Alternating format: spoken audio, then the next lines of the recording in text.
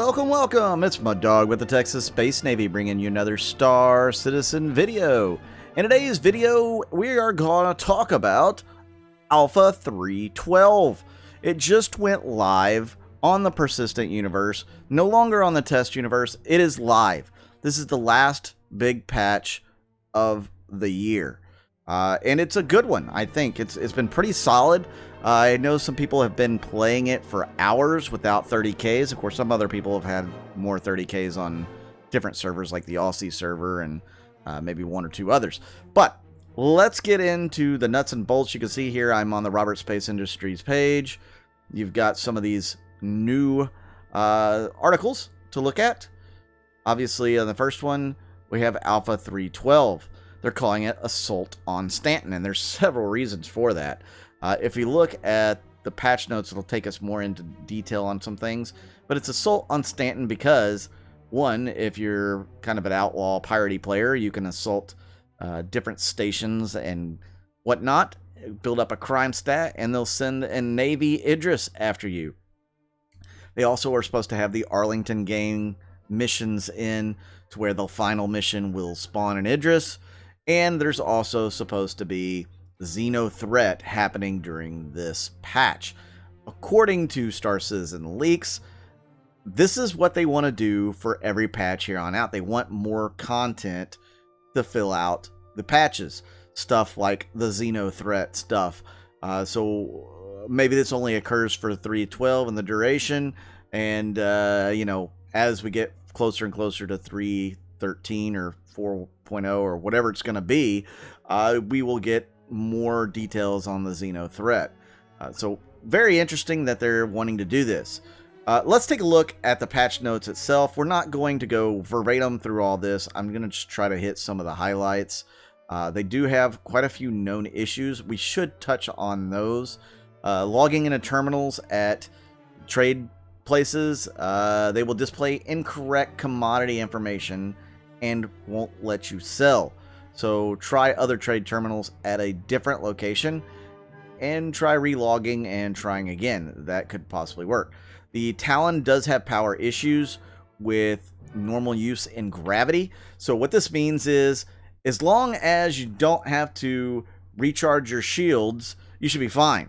But if you're fighting in gravity well of a planet, you are going to have some issues whenever you take a hit, because the shield recharge rate is going to impact your power plant to the point that you can't stay aloft.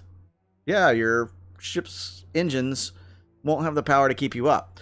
So that's something that they are going to work on. It says a workaround, don't go full throttle immediately after takeoff to give power plant time to build up. So let your shields get all the way to full power before you do throttle up. That is a major issue that they need to fix. Players are falling through the planet upon login. You've seen me demonstrate that on the test universe. Visiting a location from a fresh boot will cause a player to spawn on the surface of Hurston. That's interesting. Ship canopy may open and close. We know that. It's possible to have a player timeout trying to log in. Some clients are not receiving full member list in global channel. I experienced that on the test universe doing the Jericho mission. Or not mission, but my mission to go to Jericho. Player eyes are extra reflective in video. That's kind of cool sounding. Select crew series stations. External elevators are missing. So on crew L1 and crew L5, they're missing. That's lovely. The shopkeepers of both live fire weapons and Garrity defense are stood away from their desk, and being arrested with both utility slots occupied causes the player to respawn in prison with a broken multi-tool. Good to know. Now, one thing you may not know is everything has weight associated with it. If you fill up both utility slots, that is more weight that your character is going to have that's going to make them slower. So if I'm going into a combat situation, I will not have a multi-tool on my person because it adds quite a bit of weight. So keep that in mind. Players may see duplicate general chat channels in their mobiGlass. That's quite interesting. Refining kiosk. Warning message is missing that warns players that materials not selected for refinement will be discarded. So those are the bugs that we're facing right now. Let's take a look at some of the features. They have the refinery decks, spacescaping at all the Lagrange points. They have the reputation tier 1 system. So if you're an outlaw or you've got a bad reputation, people are going to treat you like a jerk. Pretty much. Weapon zeroing. That means you can use a ×4 scoped weapon and zero in down sights. Some weapons will be able to shoot further than others. The multi-tool tractor beam implementation. So now it's also a tractor beam and a grappling hook. I definitely can't wait to bring you guys some of those videos as well. And ship entry identification. This is actually phenomenal. I really like it. Shows you where the button to press for ramps or where the ramp is. Very good. It's long overdue. Ship thruster wind volumes. I've seen some video of people getting blown away by ship thrusters. That is really awesome. I am going to have to test that out. New ships, the Asperia Talon, a Talon Shrike. Weapons and items, we've got the A03 sniper rifle from Gemini. We also have a Bearing FS9 LMG. I will show you some videos of those down the road as well. Then we also have the Stanton System planetary improvements. The different planets and stuff. They will do some more stuff on Yella and Lyria. Actually, it looks like they've done a little bit there. But yeah, some planets, they look nicer. Much nicer. I promise, they do.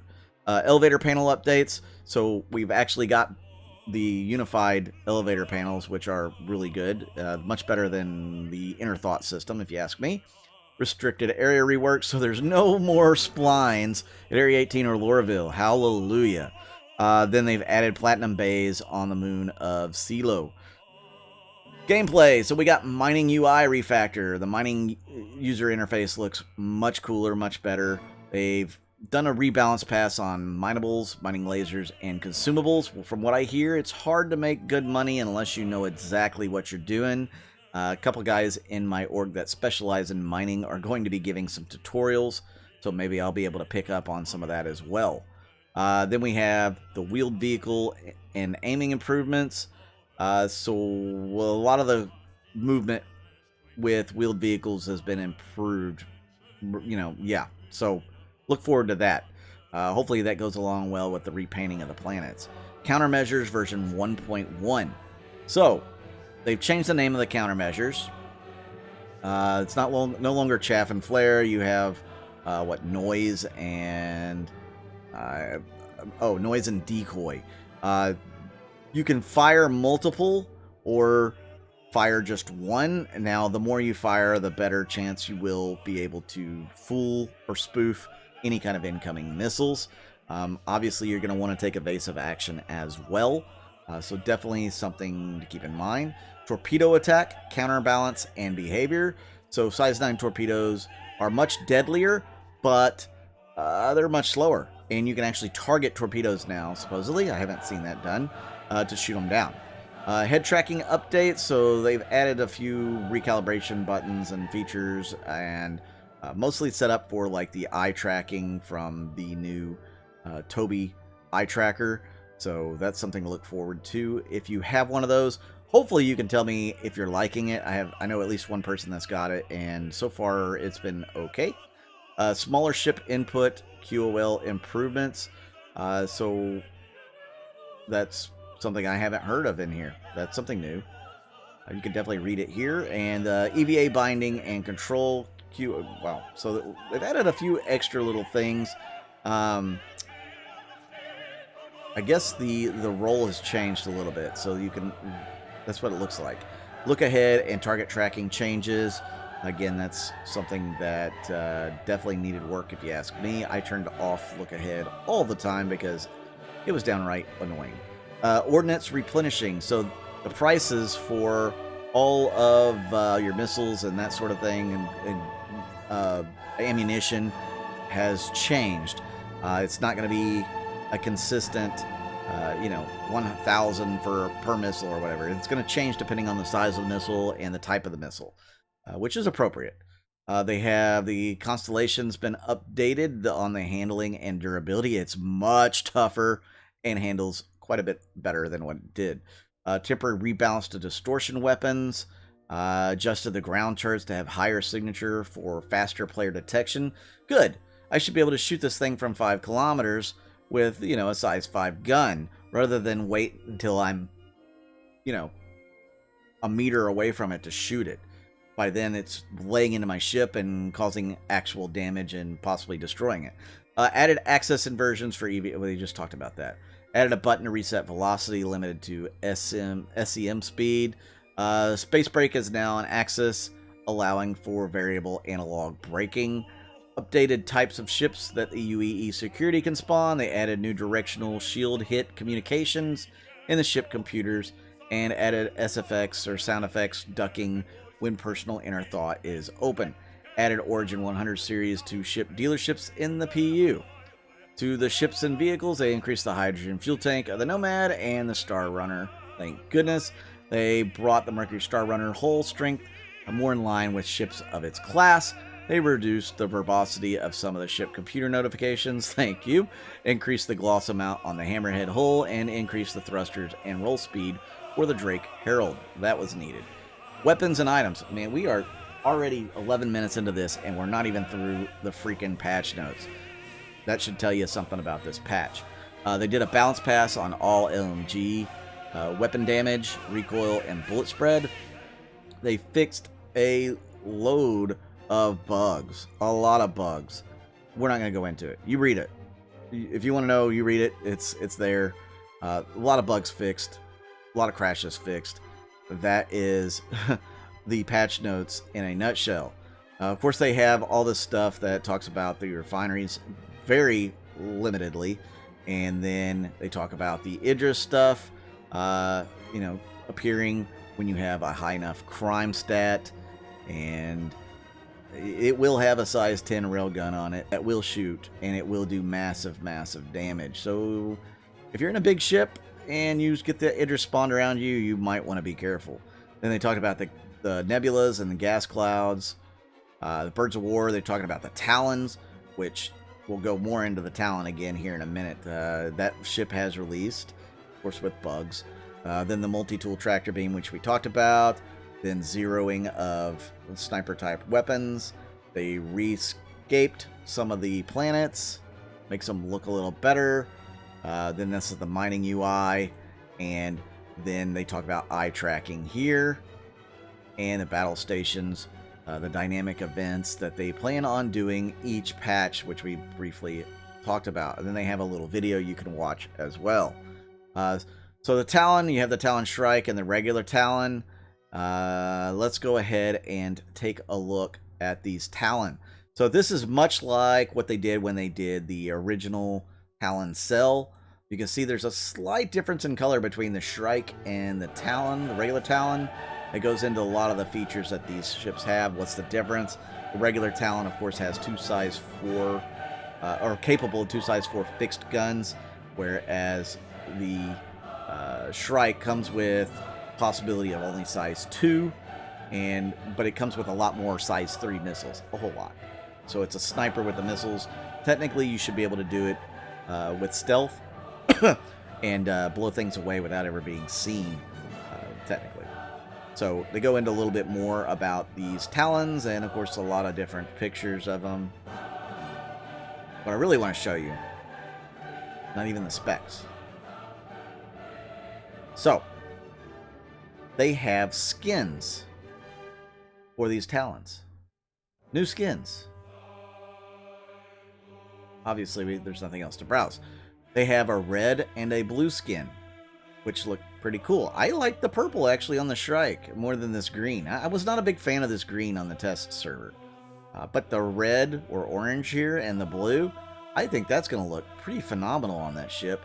And the purple, I think, is going to look really good on the ship. Here's the skins. You can buy the skins here. You can get both of them for $7.65 US. Then you have the Aves armor, $10.50 for the entire armor set. As you can see, just the armor itself is $10, and the helmet's $4. You might as well spend $10.50 and get the entire set if you're going to do that. So really cool that they have that in here as well. Let me know in the comments down below if you like the Aves armor or the Talon paint jobs. Are you going to get them? Are you thinking about getting them down the road? Let me know. Then we have Celebrate the Holidays. So Luminalia is a holiday that is kind of like Christmas. The Banu celebrate it first.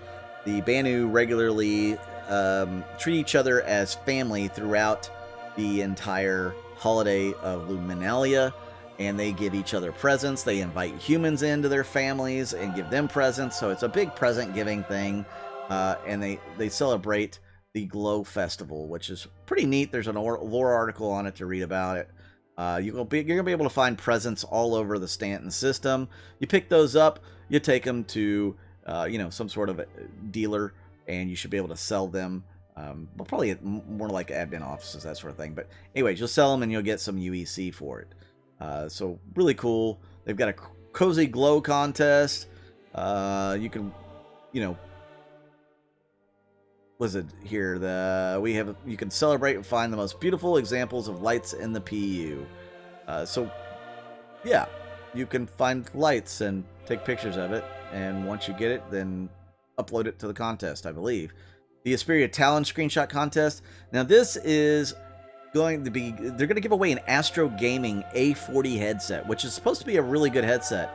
It's a wired headset. I don't know if they're giving away with the amp, which I really hope they would, but they probably won't, because the amp is phenomenal for that headset. It's going to have custom Talon on the side of it. So it looks like an Asperia and a Talon. This looks really cool. I really like this. Top 3 people get one. And what it is, you're going to take a screenshot of a Talon or a group of Talons. You can do post-processing on that screenshot. So some of you guys who are really good with, Photoshop and that sort of thing, you could probably make a phenomenal picture. Me personally, I would be better off just taking the picture and hoping and praying that I end up getting something for it.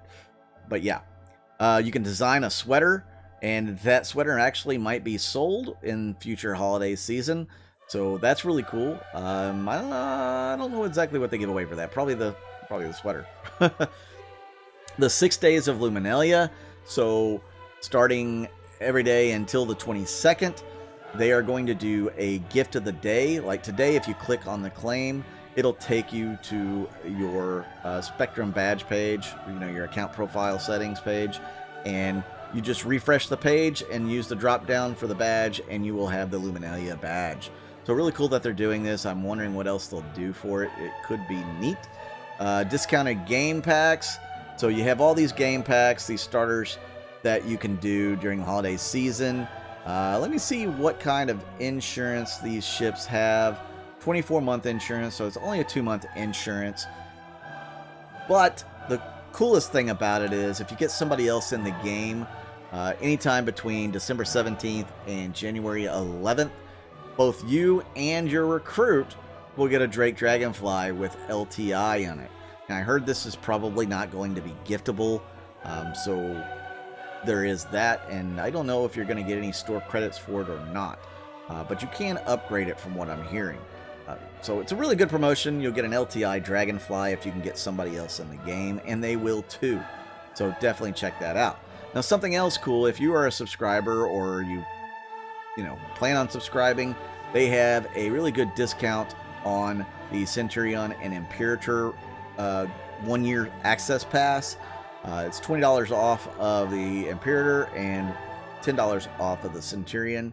So it's not too bad. Could be worth it for you subscribers out there. And of course, they have merchandise on sale as well. So really awesome. I really like pretty much everything they have here. This is really phenomenal that they are doing all these different things for the new patch. I hope the new patch holds up. From what I'm hearing, most people are having pretty good, experience so far in the patch. You guys let me know if it's different for you in the comments down below. Now, I certainly do appreciate everybody that's been tuning in here lately. You guys are phenomenal. I love my community. Just a great bunch of folks. I had some people reach out to me in the game when I was doing the Jericho stuff, saying that they've seen my videos, they really like them. So thank you guys. like I said, I really do appreciate each and every one of you that tune in and watch the videos. It means the world to me. I really enjoy doing this. Maybe one day I'll be able to do it professionally or for a living. That would be awesome.